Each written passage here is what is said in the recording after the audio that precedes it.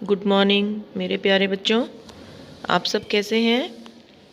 आप सबका अपनी हिंदी की रिवीज़न वीडियो में स्वागत है। तो अपनी रिवीज़न को स्टार्ट करने से पहले हम भगवान जी का आशीर्वाद लेंगे और प्रार्थना करेंगे।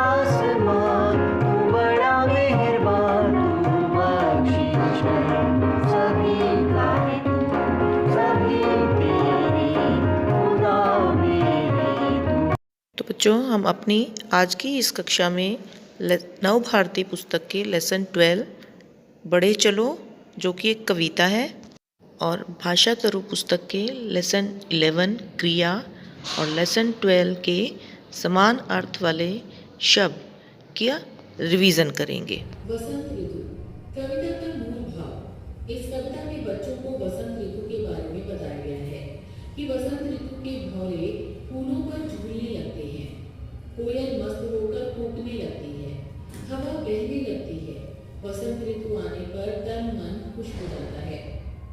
तो आज हम आपकी बुक में दिए गए पाठ 12 वसंत ऋतु, जो कि एक कविता है, इसे हम रिवाइज करेंगे और क्वेश्चंस को कैसे अटेम्प्ट करना है यह सीखेंगे।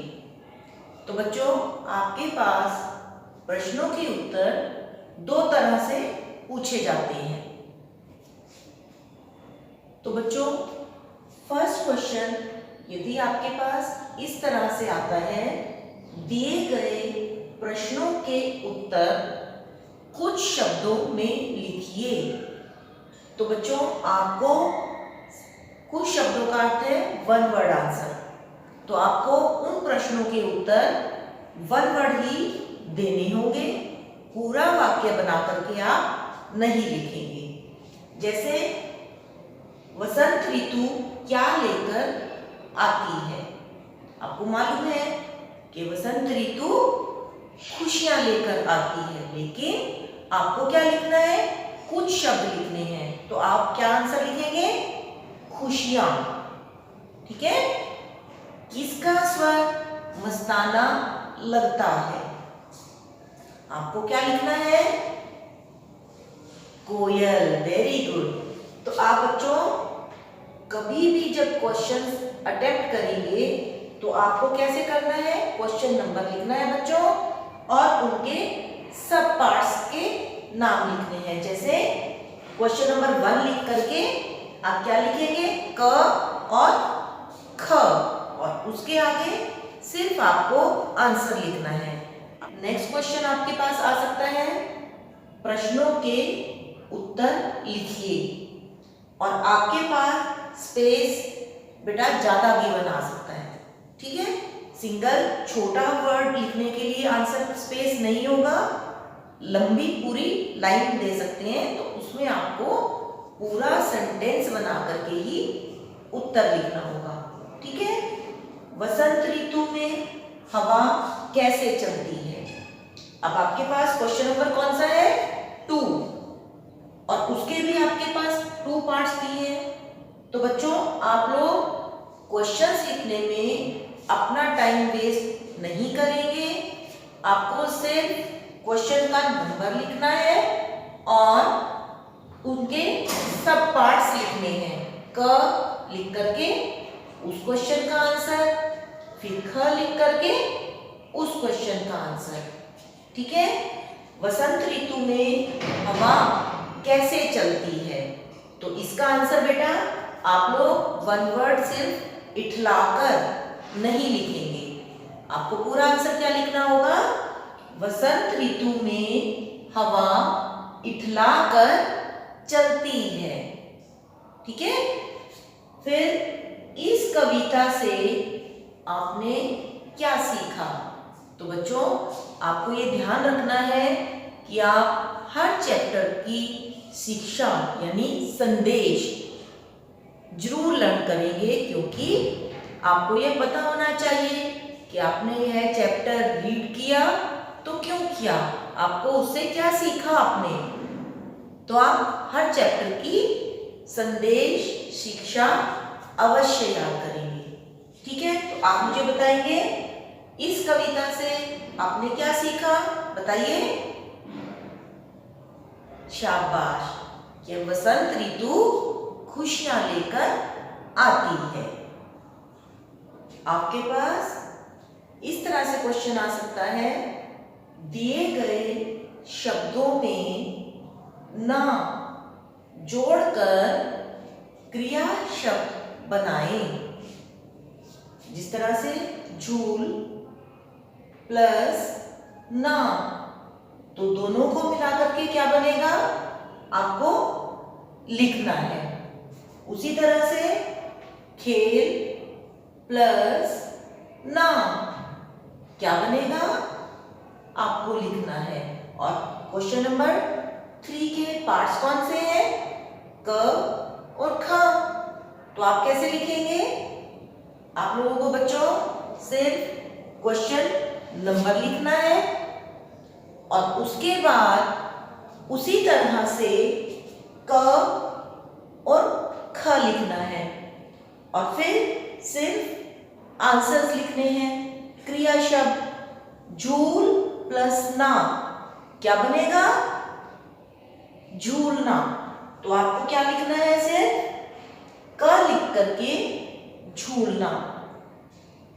खेल प्लस ना क्या बनेगा? खेलना। लेकिन आपको बच्चों क्वेश्चन का नंबर जरूर लिखना है और उनके सब पार्ट्स जरूर लिखेंगे आप। ठीक है। अब नेक्स्ट क्वेश्चन आपके पास आ सकता है बेटा, समान अर्थ वाले शब्दों का मिलान करें, मैच करना है। ठीक है। तो आप क फूल और ख तन ये आपको दिए गए हैं। इसी तरह से आपके पास शरीर और पुष्प दिया गया है। तो आप बेटा क्वेश्चन नंबर 4 लिखेंगे और इस तरह से इनके आगे सही मैच करेंगे। तो आप बताइए कौन सा आएगा? फूल को आप और क्या कहते हो? शरीर या पुष्प? पुष्प। तो यहां पर आप क्या लिखेंगे बताइए? क। ठीक है ना। यहां पर आप क लिखेंगे और शरीर के आगे ख, है ना। तो बच्चों आपको क्वेश्चन नंबर 4 और उधर भी मैच नंबर लगाने हैं और नंबर्स आप इधर भी लिखेंगे। आपसे शब्दों के अर्थ लिखें, इस तरह से भी क्वेश्चन दिया जा सकता है। आपके पास कोई भी शब्द दिए जा सकते हैं अर्थ लिखने के लिए जो आपको कराए गए हैं। ठीक है। तो इसमें आपको इन शब्दों का बेटा मीनिंग लिखना है, अर्थ लिखना है। फिर दिए गए शब्द का वाक्य लिखें। इसमें आपको बच्चों जो भी शब्द दिया जाता है आपको उसका अर्थ नहीं लिखना है, सिर्फ आप उसका कोई भी वाक्य बनाएंगे। और बच्चों ये हमेशा ध्यान रखना है, जैसे तन का अर्थ क्या होता है? शरीर। तो आप जो वाक्य बनाएंगे वो तन का वाक्य बनाएंगे, आप शरीर को वाक्य में नहीं लिखेंगे।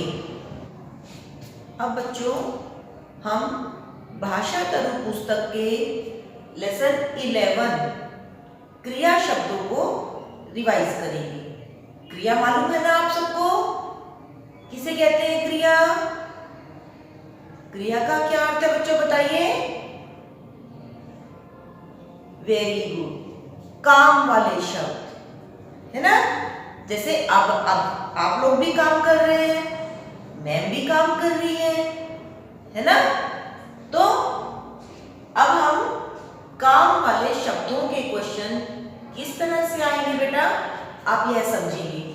देखिए, दिए गए शब्दों से दो काम वाले शब्द लिखें। आपके पास बच्चों क्रिया शब्दों के लिए शब्द भी आ सकते हैं और चित्र भी आ सकते हैं। तो आपको उनके बारे में उनके द्वारा किए जाने वाले काम लिखने होंगे। ठीक है? जैसे पानी, पानी का क्या काम है? पानी से आप क्या काम कर सकते हो? पीना और देना। हम पानी पी भी सकते हैं और पानी किसी को दे भी सकते हैं।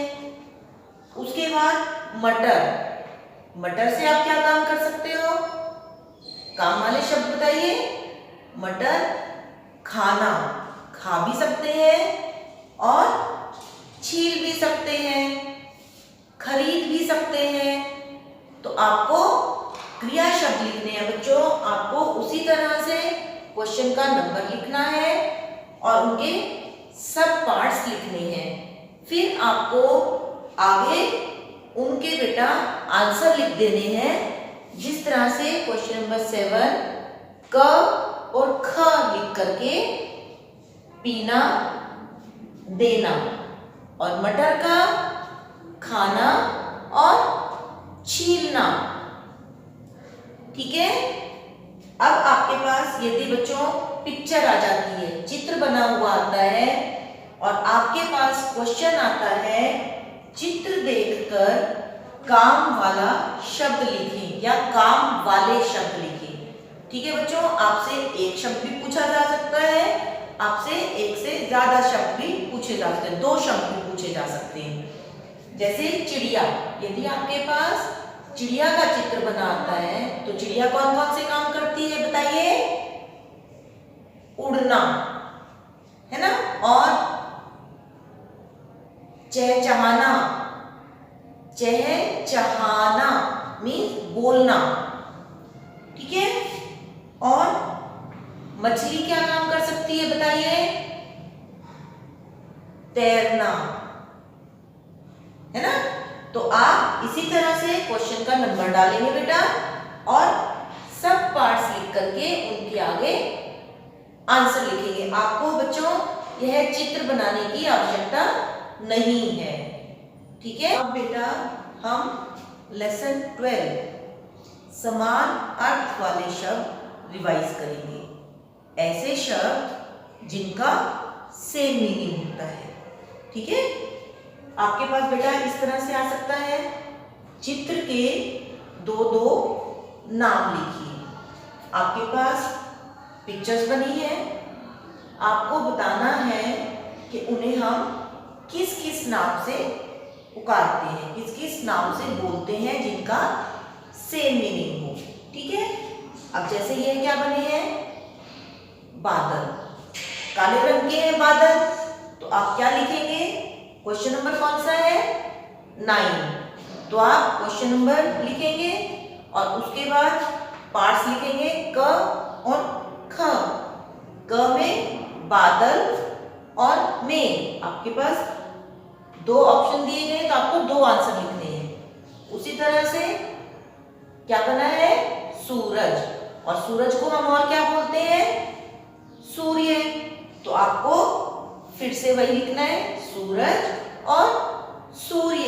लेकिन बच्चों आप क्वेश्चन नंबर और उनके सब पार्ट्स अवश्य लिखेंगे, पिक्चर्स बनाने की जरूरत नहीं है। ठीक है? तो बच्चों अब आप बताइए, यह कौन है? यह कौन सा पशु है? खरगोश। और खरगोश कौन से रंग का होता है? सफेद। खरगोश को क्या खाना अच्छा लगता है? गाजर। देखिए इसके हाथ में क्या है, गाजर, है ना। और खरगोश के कान कितने होते हैं, 2 बड़े बड़े होते हैं ना। और इसकी लेग्स, टांगे कितनी होती हैं, खरगोश देखा है आपने, 4 टांगे, 4 लेग्स होती हैं, है ना। और ये कैसे चलता है, धीरे या तेज, तेज। आप सबने कछुए की और खरगोश की कहानी सुनी होगी। तो खरगोश जो है वो बहुत तेज दौड़ता है, छलांग लगा करके दौड़ता है। तो बेटा अब आपको खरगोश के बारे में 5 वाक्य कि यह क्या खाता है, कौन से रंग का होता है, इसकी कितनी टांगें होती हैं, आप उसके बारे में 5 वाक्य लिखेंगे। और खरगोश रहता कहाँ है मालूम है आपको, बिल में, मिट्टी के नीचे रहता है ये बिल बनाकर, ठीक है। तो आप बेटा 5 वाक्य लिख करके भेजेंगे। तो बेटा अपनी आज की इस रिवीजन वीडियो में इतना ही। अगली वीडियो में अगले कुछ चैप्टर्स रिवाइज करेंगे। आप सब अपनी बुक्स के साथ रेडी रहेंगे। तो thank you, have a nice day, take care.